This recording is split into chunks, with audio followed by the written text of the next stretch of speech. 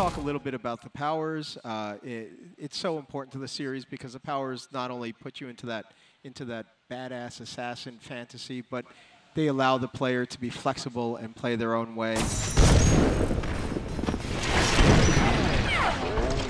Initially, we saw Void Strike. She can charge that up and attack with it. You know, in our suite of combat where you're blocking and assassinating, and it matters whether people are aware of you or not, whether you assassinate them or you produce a fatality.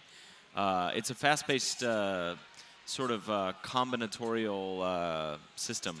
And adding in something that lets you just like drive one enemy back and destroy them, a Void Strike, is something we wanted to do.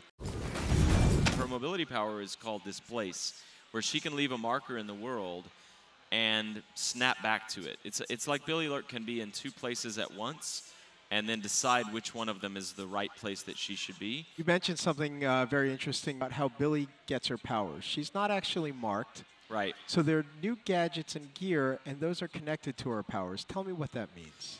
Billy derives her powers from artifacts that are tied to the Void. She has the sword, again, that was used to originally sacrifice the person who became the outsider.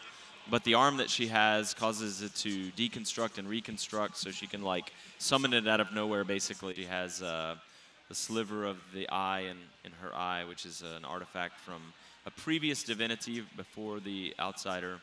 She has this talisman from the love of her life, Deirdre, that lets her listen to the whispers of rats.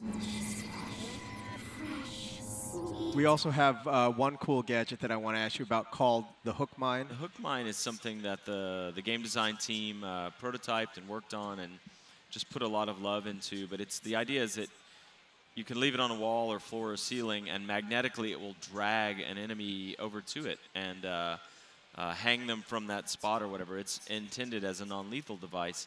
However, if you put multiple up, it will pull the enemy from different sides and eventually rip them apart. So it can be quite gory. It became one of our favorite toys across the Dishonored games.